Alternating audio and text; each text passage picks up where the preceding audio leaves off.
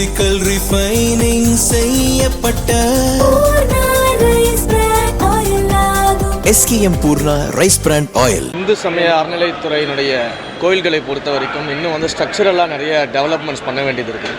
Infrastructure ரீதியாக நிறைய developments பண்ண வேண்டியது இருக்குது. அதே போல் வரக்கூடிய பக்தர்களுக்கு வந்து அவங்க மனதளவில் மகிழ்ச்சியாக தரிசனம் செய்துவிட்டு திரும்ப போகக்கூடிய அளவுக்கான நிறைய முன்னேற்பாடுகள் செய்ய வேண்டிய வேலைகள் இருக்குது.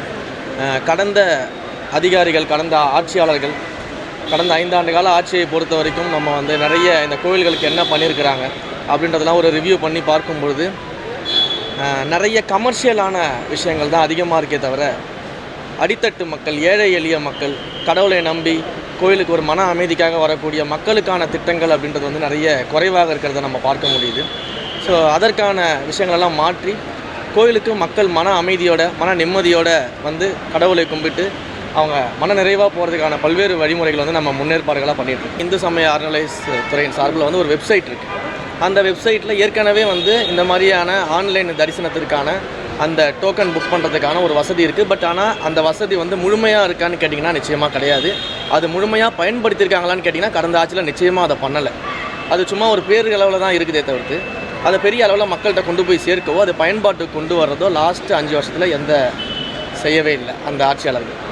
இதில் வந்து நம்ம என்ன பண்ண போகிறோம் அப்படின்னா அந்த வெப்சைட்டை இன்னும் கொஞ்சம் டெக்னாலஜிக்கலாக இன்னும் இந்த காலத்திற்கு ஏற்றார் போல் பல்வேறு விஷயங்களை நம்ம மாடிஃபை பண்ண போகிறோம்.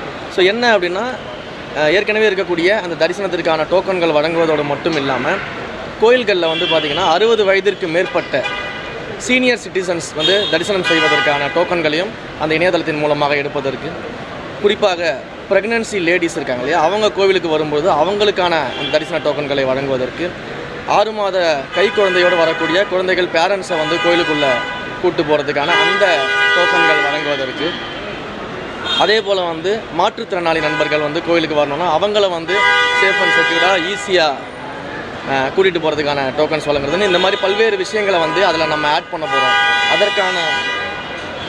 அதற்கான விஷயங்களையும் நம்ம வந்து அதில் ஆட் பண்ணணும் அப்படின்னு சொல்லிட்டு முயற்சிகளை மேற்கொண்டுட்ருக்குறோம். அதே போல் ஒவ்வொரு கோயில்கள்லையும் பார்த்திங்கன்னா ஒரு கெப்பாசிட்டி இருக்குது. 1 மணி நேரத்தில் இவ்வளோ பேர் தரிசனம் பண்ணிவிட்டு வெளியில் வர முடியுன்ற ஒரு கெப்பாசிட்டி இருக்குது. ஏன்னா நம்ம வந்து திருப்பதி போலவோ சபரிமலை போலவோ ஸ்டாண்ட் அலோன் டெம்பிள் கிடையாது, தனிப்பட்ட ஒரு கோயில் மட்டும் கிடையாது. நமக்கு வந்து நிறைய கோயில்கள் இருக்குது. அப்போ 40,000க்கும் மேற்பட்ட கோயில்கள் இருக்கும்போது அதை நம்ம பல்வேறு கிளாஸிஃபிகேஷனில் பிரித்து வச்சுருக்கோம். அதோடைய வருவாயை பொறுத்து பிரித்து வச்சுருக்கோம். அப்போ அந்தந்த கோயில்களின் கெப்பாசிட்டிக்கு ஏற்ற மாதிரி ஒவ்வொரு மணி நேரத்திற்கோ இல்லை 2 மணி நேரத்திற்கோ எத்தனை பேர் தரிசனம் செய்ய முடியும் அப்படின்ற ஆய்வுகளை மேற்கொண்டுட்ருக்கிறோம். அப்போ அந்த அடிப்படையிலான அந்த டோக்கன்களின் எண்ணிக்கையை வந்து நம்ம வந்து நம்முடைய வெப்சைட்டில் இன்கார்பரேட் பண்ணி அந்த அளவிலான எண்ணிக்கையில் பக்தர்களை வந்து தினசரி தரிசனத்துக்கு அலோவ் பண்ணுறதுக்கான முயற்சிகளில் வந்து நம்ம ஈடுபட்டுருக்கோம். இதன் மூலயமா இப்போ நீங்கள் தினசரி நியூஸ் வருது இல்லையா, திருவண்ணாமலையில் திடீர்னு கூட்டம், வார இறுதி நாளில் கூட்டம் வந்துருச்சு, திருச்செந்தூரில் திடீர்னு ஒரு முக்கிய விழாவில் கூட்டம் வந்துருச்சு, பழனியில் திடீர் கூட்ட நெரிசலாக. அப்போ இந்த மாதிரியான இந்த க்ரௌட் மேனேஜ்மெண்ட் இஷ்யூஸை வந்து நம்ம இந்த ஆன்லைன் போர்ட்டல் மூலயமா சரி பண்ண முடியும்.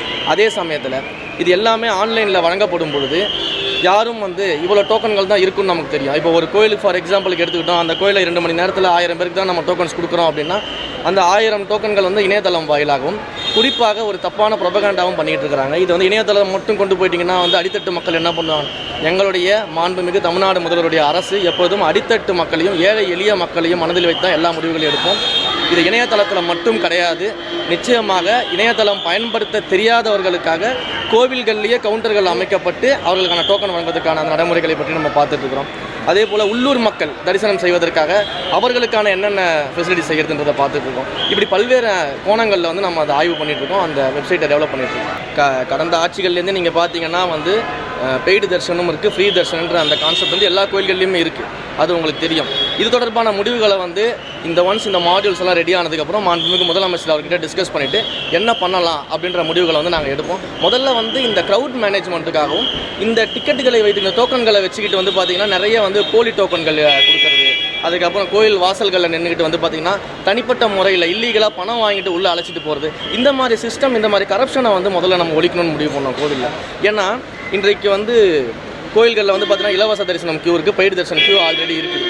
அப்போ அதில் இருக்கக்கூடிய மக்கள் வந்து பார்த்தீங்கன்னா கியூவில் நீண்ட நேரம் நிற்கும் பொழுது யாரோ ஒருத்தர்கிட்ட காசை கொடுத்துட்டு நேரடியாக சிலர் உள்ளே போகும்போது அங்கே இருக்கக்கூடிய அந்த மக்களுடைய மனநிலையை நம்ம புரிஞ்சிக்க வேண்டியது இருக்குது. அந்த மக்கள் எவ்வளோ மன வலியில் இருப்பாங்க, நம்ம இங்கே கியூவில் நிற்கும் போது அவங்க காசு கொடுத்துட்டு உள்ளே போகிறாங்களே அப்படின்ற மன வலி இருக்கும் பார்த்தீங்கன்னா. அப்போ இந்த மாதிரியான விஷயங்கள், இந்த கரப்ஷனை முதல்ல ஒழிக்கணும் கோவிலிருந்து அப்படின்றதுக்காக தான் இந்த இனிஷியேட்டிவ் ப்ளஸ் க்ரௌட் மேனேஜ்மெண்ட் இது ரெண்டுமே பண்ணுறதுக்காக தான் இந்த இனிஷியேட்டிவ் எடுத்துக்கிறோம். திருப்பரங்குன்ற விவகாரத்தில் தாவேக அரசு திமுகவோட வருஷம் 2 நடந்துக்குதுன்னு சொல்கிறாங்க. எப்படி பண்ணுறது? அதாவது திருப்பரங்குன்றம் இஷ்யூவை பொறுத்த வரைக்கும் மிக தெளிவாக ஒரு விஷயத்தை நான் சொல்லிடுறேன். நான் இந்து சமய அறநிலைத்துறையின் அமைச்சராக இந்த துறையினுடைய அட்மினிஸ்ட்ரேஷன் என்னவோ அதை நான் பார்த்துக்கிட்டு இருக்கேன். இந்த விஷயம் தொடர்பான நிலைப்பாடு என்னன்றதை மாண்புமிகு முதலமைச்சர் அவர்கள் நிலைப்பாடு எடுத்துட்டு கட்சியின் சார்பில் அதை அறிவிப்பாங்க. அதை வந்து தலைமை செய்யும். நான் வந்து ஒரு அட்மினிஸ்ட்ரேட்டராக அட்மினிஸ்ட்ரேஷன் லெவலில் என்ன கொஸ்டின் கேட்கணுமோ கேளுங்க, நான் பதில் சொல்கிறேன்.